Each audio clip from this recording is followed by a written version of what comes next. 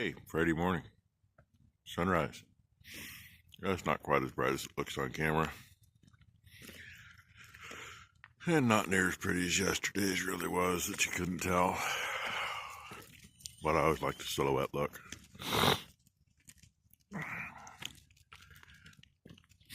I'm out a little late this morning. Well, Rockin' Robbie texted me this morning, and that's what finally woke my butt up. Apparently, when Mom came back here to feed last night, the two big bulls had decided to commingle.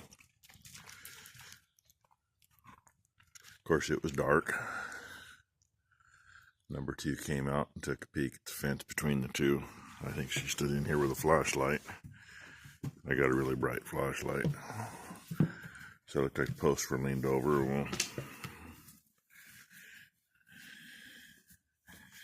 you just almost see the one. Don't ask me which one's which, because one's right there and one's right there, and they're both in this pen, and nobody's in the next one over. Anyway, they peacefully cohabitated all night. But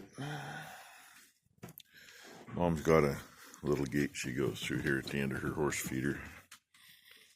She goes in, cleans the horses, turns the water on down there, which is also the bull's water for one bull. Sometimes she forgets to latch it. Yep, little screen gate. You can kind of see it here. Well, that's Katie. Katie's a pretty cool old girl. She don't care much about nothing. Pretty chill. The ass on the other side of the gate over there, that's Fancy. Fancy is a high-strung, more like a crackhead.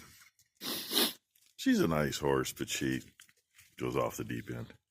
Anything out of the ordinary, and she doesn't like it. Well, if the gate's open, she'll stick her head through here. And that's why Mom's got, kind of see it here, the corner of the hay pile's got a tarp on it. So she won't eat it. But she'll eat whatever's on the ground in here, which is fine. Well, I'm assuming it's because those two bulls are both in the same pen. She sat here kicking the crap out of the board down here all frickin' night. So, I don't know what time it was. Finally got woke up and really came out. But, yeah, didn't get much sleep in the middle of the night. I ain't that late getting out either, but now she will go. Yep, there she is. Fancy in all her glory. She's old. Actually, they're both old, but she's older. If I park a tractor over here, like I had part of the fall, had a couple tractors parked over here. If you park something there that hasn't been there for a while, especially if it's got a windshield on it or a window, and the sun hits it and it's in the wrong spot, she goes crazy. But anyway, so that's the start of my morning. I didn't even look at the thermometer this morning. All I know is it's frozen and it's cold. And my hand's getting cold and my nose is running. So I'm going to run and figure out what I'm going to do today. That's what I'm chasing, shorts and fences. This is the second time that the major issue has been down in here. They're over there spraying all that today with a four-wheeler and about a 10-foot boom. It's like, really? Not sure what they're spraying. There's like, I don't know, there's 4 pickups parked down there with trailers on them. I only seen 1 bike and 1 guy out there. But there's also, you can't see it in the camera, they've got dye on stuff out here that they've sprayed. When we used to, before the government program got this shit along the creek, and we used to pasture that before they planted it all to crap, we could keep this fence line up nicely.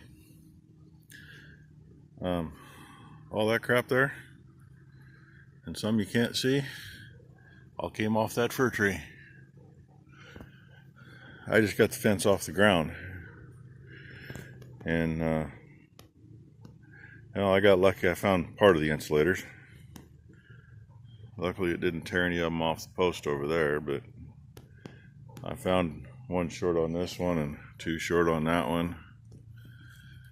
And found another one that was on the next post out there in the sunlight. So this is the fun you got to deal with when they put a government program next to you. Oh yeah, and dead center of the screen, that's a long needle pine tree hanging over the fence where the cows can get to it. We got cows that are bred long enough now that if they eat on that, they'll abort. And unfortunately, the cows are still out in this piece. So anyway, I just thought I'd bring that up. Oh yeah, and let's see, down here somewhere.